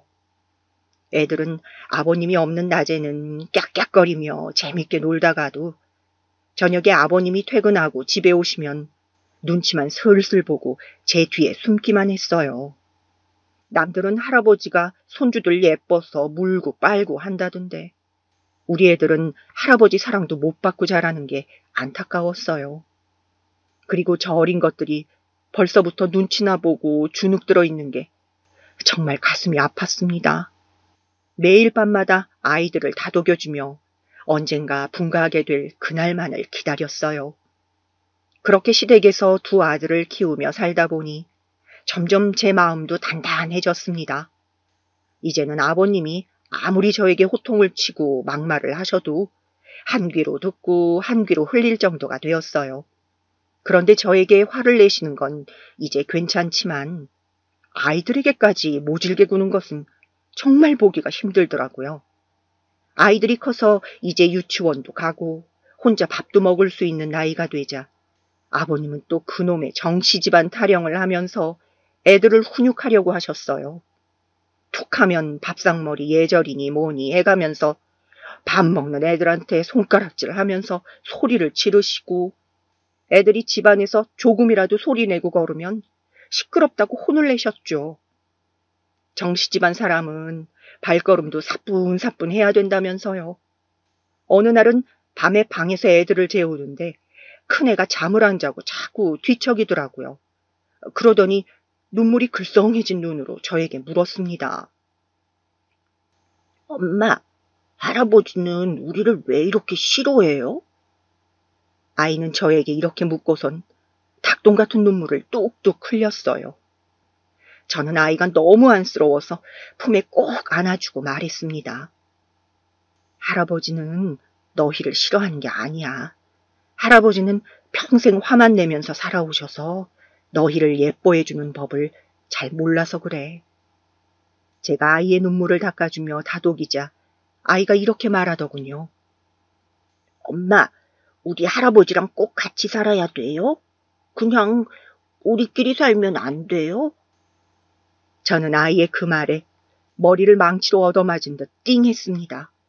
생각해보니 아이가 초등학교 들어가기 전 분가하기로 남편과 약속했었는데 벌써 그 시간이 됐다는 걸 깨닫게 된 거죠. 저는 그날 바로 남편에게 분가 아니면 이혼 중 선택하라고 통보했습니다. 남편은 분가를 선택하더군요. 하지만 아버님께 말씀드리는 게 큰 문제였습니다. 분명히 길길이 날뛰실 게 뻔했거든요. 그래서 저희는 일단 집을 먼저 구하고 이사 날짜까지 정해놓은 후 통보하는 방식으로 진행하기로 했습니다. 빼도 박도 못하게요. 그리고 시간이 흘러 이사하기 하루 전 저와 남편은 아버님 방에 들어가 무릎을 꿇고 말씀드렸습니다. 남편은 아버님이 무서웠던지 떨리는 목소리로 겨우 말하더군요. 아버님은 역시나 남편의 말을 듣자마자 마시고 있던 찻잔을 집어 던지시더니 불같이 화를 내셨습니다. 이것들이 아주 쌍으로 미쳤구나. 너희들이 어른이 나를 무시하고 지금 뭐하는 짓이냐? 정씨 집안 사람이 정씨 집안을 떠난다는 게 말이 된다고 생각하냐? 아버님, 따로 산다고 해서 정씨 집안이 아닌 건 아니잖아요. 아이들 교육 문제도 있고 해서 이사 가는 거니 이해해 주세요. 제가 말대꾸를 하자 아버님이 또다시 회초리를 가져오시더라고요. 그러더니 몇 년 전 그날처럼 남편에게 회초리를 쥐어주시더군요. 남편이 극구 거부했지만 억지로 남편의 손가락을 벌려 회초리를 밀어 넣었어요. 너 이 새끼 결국 네 마누라 간수 못해서 이 사단을 내는구나. 너는 정씨 집안 장남 자격도 없다. 말을 안 들으면 때려서라도 가르치나 했거늘 더 큰 회초리를 가져다 줘야 하는 게냐? 저는 아버님이 꺼내온 회초리를 보자 그때 그 일이 떠올라 머리가 핑 하고 돌았습니다. 그날 그렇게 맞고 나서 종아리가 뻘겋게 부어오르고 피멍이 져서 한참을 고생했는데 저한테는 트라우마로 남은 그 일이 생각나자 눈앞이 까매졌습니다. 그런데 그때 방문이 벌컥 열리더니 큰애가 방 안으로 뛰어들어왔습니다. 그러더니 엉엉 울면서 할아버지에게 소리를 지르더라고요. 할아버지, 우리 엄마 괴롭히지 마요. 저는 너무 놀라 큰애를 안고 방을 나왔습니다. 애들을 재워놓고 온 거였는데 소란스러운 소리에 큰애가 깼나 봅니다. 평소에도 저에게 막말을 하고 화를 내는 할아버지를 보면서 아이도 쌓인 게 많았나 봐요. 저는 아이를 품에 안고 달래고 또 달랬습니다. 화목한 가정에서 살게 해주고 싶었는데 이런 모습을 보여줘서 너무 미안했어요. 그리고 조금 있으니 남편도 한숨을 쉬며 방으로 들어오더라고요. 아버님이 단단히 화가 나셨다면서요. 어쨌든 내일 이삿짐 예약이 되어 있으니 죽이 되든 밥이 되든 나가면 해결되겠지 하더라고요. 그리고 다음 날 저희 가족은 이삿짐차에 모든 짐을 실은 후 시댁을 떠났습니다. 아버님은 나와보지도 않으시고 방문도 안 열어주셔서 어쩔 수 없이 문 밖에서 인사드리고 나왔네요. 앞으로 저 없이 혼자 아버님 수발 드실 어머님이 조금 걱정되긴 했지만 우리 아이들을 위해서라도 나와야 했습니다. 그리고 새로운 집으로 향하는 차 안에서 아이들은 어느 때보다도 밝게 웃더라고요. 그렇게 우리 가족은 화기애애한 분위기 속에서 새로운 시작을 향해 출발했습니다. 이사간 집은 시댁에서 1시간 정도 떨어진 지역에 있는 아파트였어요. 남편이 여태까지 회사 생활하면서 모은 돈에 대출을 끼고 작은 아파트를 마련했죠. 시댁에서 벗어나니 그렇게 자유로울 수가 없었습니다. 더 이상 새벽 일찍 일어나 밥을 차리지 않아도 되고 집에서 편하게 잠옷만 입고 있을 수도 있었어요. 그리고 무엇보다도 아이들이 더 이상 눈치 보지 않고 즐겁게 웃고 떠드는 모습을 보니 정말 분가하기를 잘했다는 생각이 들었습니다. 그런데 아버님은 그 후에 저와 남편에게 주기적으로 전화해서 잔소리를 하고 화를 내곤 하셨어요. 부모도 모르는 몹쓸 놈들이라면서요. 그래서 저희는 아버님의 화를 풀어드리려고 주말마다 시댁에 갔습니다. 아이들은 할아버지 집에 가기 싫다고 땡깡을 부렸지만 어쩔 수 없었어요. 평일에는 자유롭게 지내니 주말만 참자고 아이들을 달랬습니다. 주말에만 시댁에 가니 예전에 시댁에서 365일 같이 살 때보다 아버님의 막말이 더 심해졌어요. 일주일 동안 트집거리만 잔뜩 생각해놓고 계시다가 주말에 저희가 오면 터트리시는 것 같았어요. 혹시 분노 조절 장애가 아닐까 싶을 정도로 심하셨습니다. 보통 시댁에 가서 신발을 벗자마자 호통이 날라왔죠. 어디 못 배운 놈들 같이 신발을 흐트려 놓느냐? 라고 하면서요. 아직 어린아이들이라 신발을 벗다 보면 신발이 흐트러질 수도 있고 뒤집어질 수도 있는 건데 그걸 못 참으시더라고요. 그리고 아이들이 이제 막 초등학교에 입학했는데 벌써부터 정시 집안 교육을 시키시더군요. 아이들은 할아버지의 말을 알아듣는지 못 알아듣는지 그냥 네 하고 대답하더라고요. 그리고선 힘없이 대답했다고 또 한바탕 혼이 났네요. 그리고 시간이 흘러 아이들은 어느새 고등학생, 대학생이 되었습니다. 아이들은 커가면서 할아버지를 더욱더 싫어하기 시작했어요. 어릴 때야 그냥 무서운 할아버지 정도로만 생각하던 아이들이 어느 순간부터는 할아버지는 성격이 이상하다며 말도 안 되는 얘기만 하고 트집만 잡는다고 가기 싫다고 하더라고요. 그래서 몇 년 전부터는 매주 주말마다 시댁에 가던 것을 2, 3주에 한 번 가는 걸로 줄였습니다. 그런데 가는 횟수를 줄이고 나서부터 왠지 어머님이 점점 야위어 가시는 것 같았어요. 원래도 조용하고 기력이 없으신 분이었지만 점점 수척해지고 계신 게 눈에 보였습니다. 아무래도 아버님이 저희가 올 때마다 저희한테 화풀이를 하셨는데 화풀이 대상이 자주 오지 않으니 어머님을 더 들들 볶는 것 같았어요. 그나마 전에는 아버님이 출근하신 이후에는 할 일은 많아도 아버님 시야에서 벗어날 수는 있었는데 아버님이 정년퇴직을 하시고 집에만 계신 이후에는 숨 쉴 틈이 전혀 없었겠죠. 젊을 때야 참고 사셨어도 지금은 나이 드시고 몸도 성치 않으신데 일주일 내내 혼자 시달리니 몸이 버티기 힘드셨을 거예요. 결국 어머님은 작년 가을 즈음 돌아가시고 말았습니다. 저는 어머님이 너무 안쓰러워서 가슴이 미어지는 듯 했어요. 저는 10년이 채 안 되는 기간 동안 같이 살았는데도 이렇게 치를 떤 지경인데 어머님은 50년 가까이 사셨으니 오죽하셨을까요? 평생 고생만 하시다가 돌아가신 어머님을 조금 더 챙겨드리지 못한 게 후회되었습니다. 그런데 어머님이 돌아가신 슬픔을 채 이겨내기도 전에 저희에게는 청천벽력이 떨어졌습니다. 어머님이 돌아가신 지 일주일쯤 되던 주말에 아버님이 저희를 긴급 호출하신 거죠. 저희 가족은 무슨 일이 났나 싶어 급하게 아버님 댁으로 향했습니다. 그런데 집안에 들어서자마자 저고 남편이고 할 거 없이 깜짝 놀라고 말았어요. 항상 깔끔했던 아버님 댁이 아주 난장판이 되어 있었던 것이었죠. 현관을 들어서자마자 코를 찌르는 악취와 함께 여기저기 굴러다니는 쓰레기들이 말도 못하게 더러웠습니다. 저는 코를 쥐고선 발 디딜 틈을 찾아 집 안으로 들어갔어요. 아버님, 저희 왔어요. 아버님을 부르며 방 안으로 들어가자 방 안에 먹다만 컵라면과 소주병이 한가득이었습니다.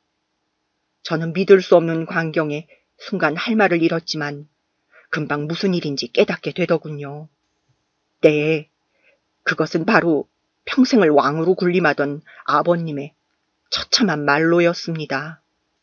평생 손 하나 까딱 안 하고 밥상에 숟가락 하나 놔본 적 없던 아버님, 부엌에 들어가 본 적도 없는 아버님이 어머님의 손길이 없으면 이렇게 되는 건 불보듯 뻔한 거였죠. 언젠가 이렇게 될 거라고는 알고는 있었지만 현실로 마주하게 되니 정말 처참했습니다. 제 손으로 청소 한번 해본 적 없는 아버님이라 다 먹은 그릇을 치우는 일도 쓰레기를 정리하는 일도 할 줄 모르시더라고요. 그저 따뜻한 밥상에서 먹기만 하면 누군가가 치워주고 옷도 아무데나 벗어놓으면 저절로 빨래와 다림질이 돼서 나왔으니까요. 심지어 빨래통에 집어넣지도 않아 여기저기 굴러다니는 옷들에서는 쾌쾌한 냄새가 났고 빨래한 옷이 없으니 목 늘어진 러닝 셔츠에 트렁크만 입고 계시더라고요.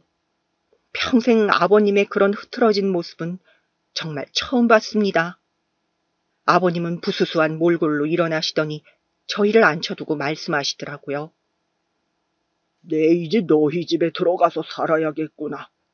이번 달 내로 이 집을 정리할 테니 너희 집 안방을 비워두도록 해라. 저는 아버님의 말씀에 할 말을 잃었습니다. 어머님이 돌아가시자 수발들 사람이 없어서 저희 집에 오시겠다뇨. 제가 어떻게 이 집에서 나왔는데 또다시 아버님 하녀로 살라니요. 생각만 해도 정신이 아득했습니다. 남편도 강압적인 아버지와 같이 살긴 싫었는지 선뜻 대답을 못하더라고요.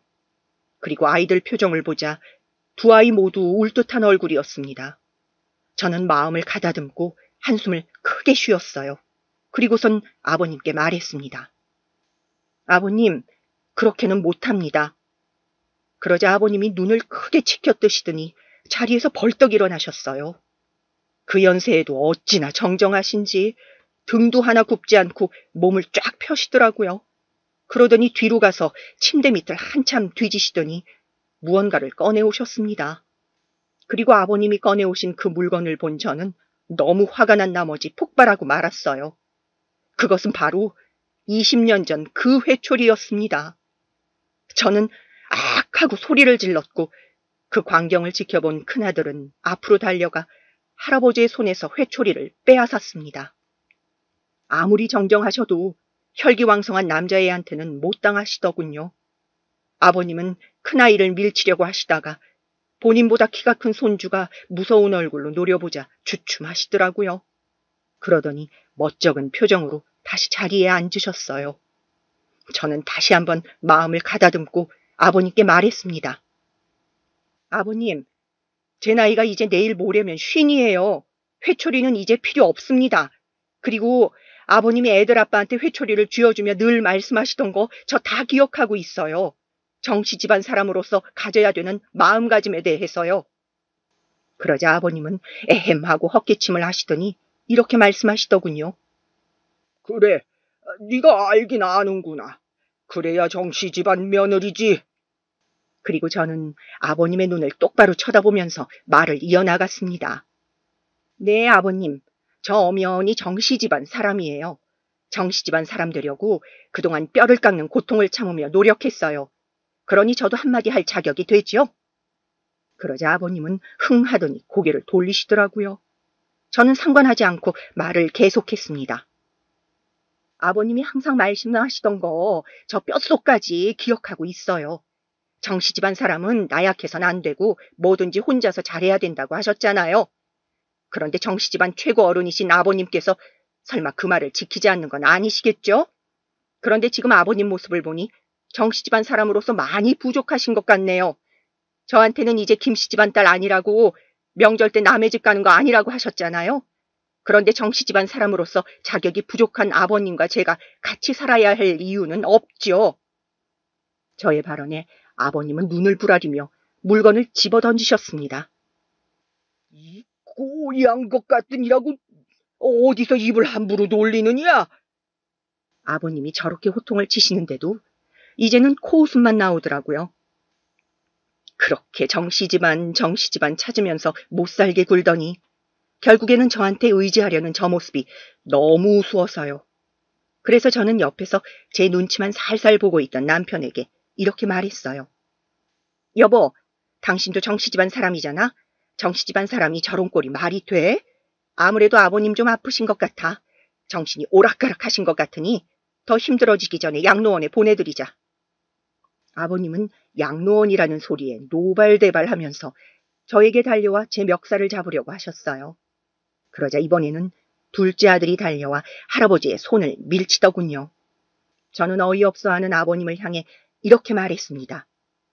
아버님, 정 그러시면 정씨집안 사람들의 의견을 전부 들어보고 다수결로 정하면 되겠네요.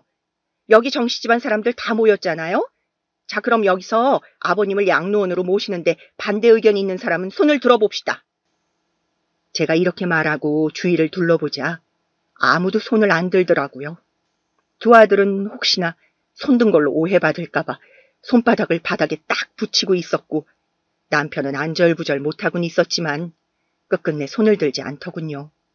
그리고 이 모습을 본 아버님은 뒷목을 잡고 쓰러지셨습니다. 아버님이 바닥에 구르면서 발악을 하셨지만 저는 아이들의 손을 잡고 가볍게 목 인사만 한 후 방을 나왔습니다.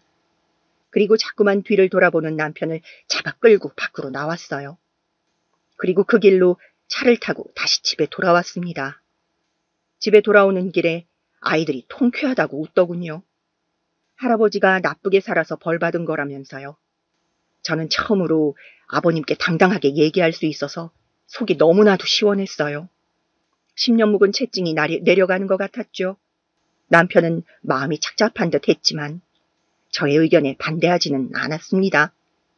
그리고 양로원이 뭐 어디 거지 소굴도 아니고 엄연히 노인분들 생활하는 곳인데요, 뭐. 그래도 부모는 부모니 좀 시설 괜찮은 곳으로 알아보기로 했습니다. 그리고 그날 이후 아버님은 저와 남편에게 수시로 전화해서 온갖 협박과 저주를 하셨어요. 천하의 불효자식들 지옥불에 떨어질 거라는 둥, 네 자식들도 나중에 니들 버릴 거라는 둥, 하는 일마다 다 망할 거라는 둥 하면서요. 남편은 회사에 있을 때도 시도 때도 없이 전화로 들들 볶는 아버님 때문에 많이 곤란한 것 같았지만 저는 아무렇지도 않았어요. 그동안 겪은 것에 비하면 아무것도 아니었거든요. 그리고 찾아보니 집 근처에 괜찮은 요양원이 있길래 거기로 입소 준비를 하기로 했습니다. 그리고 양로원 입소 날 아버님 댁에 가보니 완전히 쓰레기집이 되어 있더군요. 예전보다 더 심한 상태였습니다. 아버님도 이제 체념하셨는지 순순히 차에 올라타시더라고요. 아무래도 쓰레기 같은 집에서 돌봐주는 사람도 없이 라면으로 떼어가며 있느니 차라리 요양원에 가는 게 낫다고 생각하셨나 봐요. 아참, 아버님 댁은 남편이 부동산에 내놨는데 쓰레기집이라 부동산에서도 꺼려해서 청소업체를 불러 치우기로 했어요. 그리고 집 한도는 통장에 넣어놨다가 양로원 비용으로 쓰기로 했어요.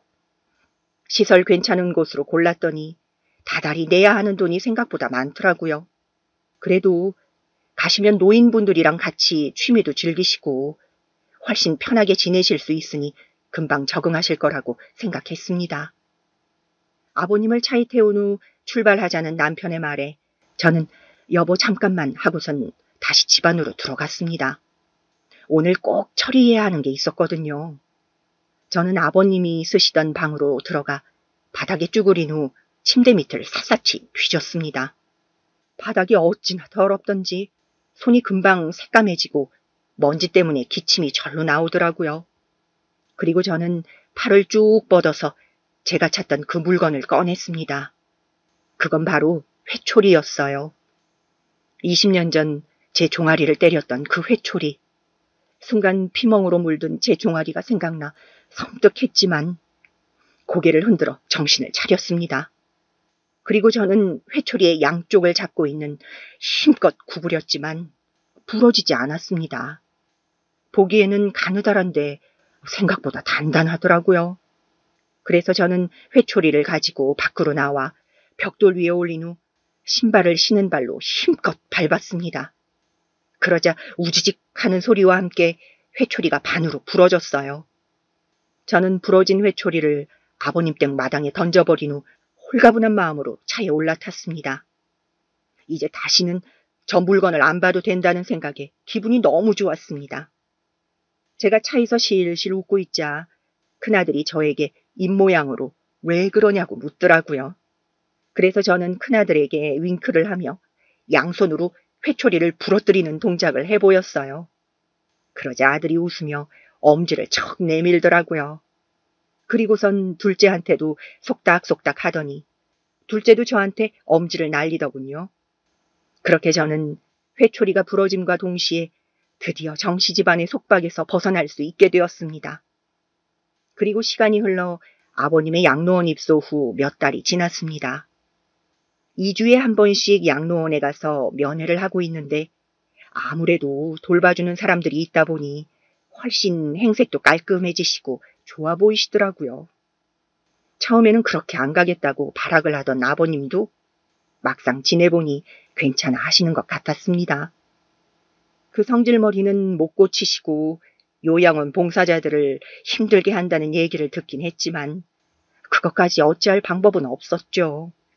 그래도 면회를 갈 때마다 성질이 조금씩은 누그러지시는 것 같아서 다행이었습니다. 그리고 이번 주는 조금 특별한 손님과 함께 양로원에 방문하기로 했어요.